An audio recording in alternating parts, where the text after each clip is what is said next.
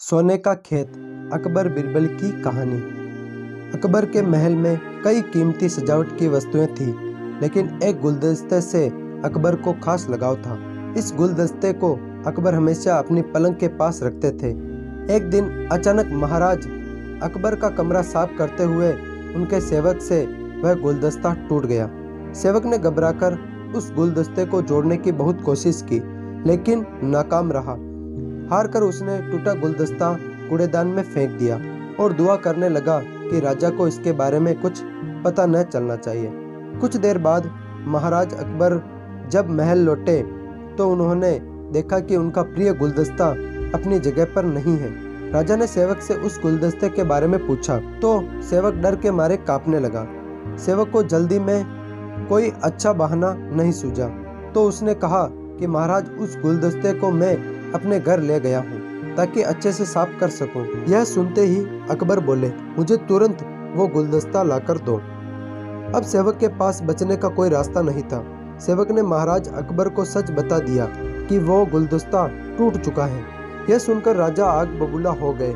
क्रोध में राजा ने उस सेवक को फांसी की सजा सुना दी। राजा ने कहा, झूठ में बर्दाश्त नहीं करता हूँ। जब गुलदस्ता टूट ही गया था तो झूठ बोलने की क्या जरूरत थी। अगले दिन इस घटना के बारे में जब सभा में जिक्र हुआ तो बिरबल ने इस बात का विरोध किया।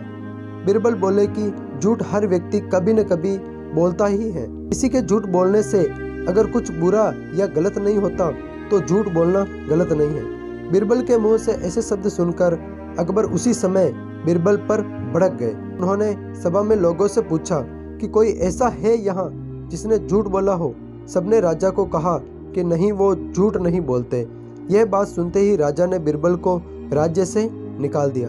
राज दरबार से निकलने के बाद बिरबल ने ठान ली कि वो इस बात को साबित करके ही रहेंगे कि हर व्यक्ति अपने जीवन में कभी न कभी झूठ बोलता ही है। बिरबल के दिमाग में एक तरकीब आई, जिसके बाद बिरबल सीधे सुनार के पास गए। उन्होंने जौहरी से सोने की गेहूं जैसी दिखने वाली बाली बनवाई और उसे लेकर महाराज अकबर की सभा में पहुंच गए। अकबर ने जैसे ही बिरबल को सभा में देखा तो पूछा कि अब तुम यहाँ क्यों आए हो। बिरबल बोले, जहाँ पना आज ऐसा चमत्कार होगा जो किसी ने कभी नहीं देखा होगा। बस आपको मेरी पूरी बात सुननी होगी। राजा अकबर और सभी सभापतियों की जिज्ञासा बढ़ गई और राजा ने बिरबल को अपनी बात कहने की अनुमति दे दी। बिरबल बोले, आज मुझे रास्ते में एक सिद्ध पुरुष के दर्शन हुए हैं। उन्होंने मुझे यह सोने से बनी गेहूं की बाली दी है और कहा कि इसे जिस भी खेत में लगाओगे वहाँ सोने की फसल उगेगी। अब इसे लगाने के लिए मुझे अपने राज्य में थोड़ी सी जमीन चाहिए। राजा ने कहा, यह तो बहुत अच्छी बात है, चलो हम तुम्हें जमीन दिला ही देते हैं। अब बिरबल कहने लगे कि मैं चाहता हूँ कि पूरा राज दरबार यह चमत्कार देखे। बिरबल की बात मानते हुए पूरा राज दरबार खेत की ओर चल पड़ा। खेत में पहुंचकर बिरबल ने कहा कि इस सोने से बनी गेहूं की बाली से तभी फसल उगेगी जब इसे ऐसा व्यक्ति लगाएगा जिसने जीवन में कभी झूठ न बोला हो। बिरबल की बात सुनकर सभी राज दरबारी खामोश हो गए और कोई भी गेहूं की बाली लगाने के लिए तैयार नहीं हुआ। राजा अकबर बोले कि क्या राज दरबार में कोई ऐसा व्यक्ति नहीं है जिसने अपने जीवन में कभी झूठ न बोला हो। सभी खामोश थे। बिरबल बोले, जहाँपना अब आप ही इस बाली को खेत में रोप दीजिए। बिरबल की बात सुनकर महाराज का सिर झुक गया।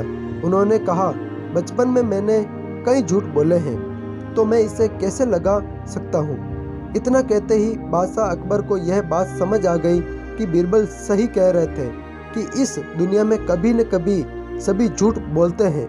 इस बात का एहसास होते ही अकबर उस सेवक की फांसी की सजा को रोक देते हैं। तो दोस्तों, इस कहानी से सीख, बिना सोचे समझे किसी को बड़ा दंड नहीं देना चाहिए। हर काम सोच विचार कर ही किया जाना चाहिए। साथ ही एक छोटे से झूठ की वजह से किसी व्यक्ति का आंकलन भी नहीं किया जाना चाहिए, क्योंकि कुछ परिस्थितियां ऐसी होती है कि लोग झूठ बोल देते हैं। दोस्तों, मिलते हैं नेक्स्ट वीडियो में। तब तक के लिए जय हिंद, जय भारत। वीडियो को लाइक जरूर कर देना।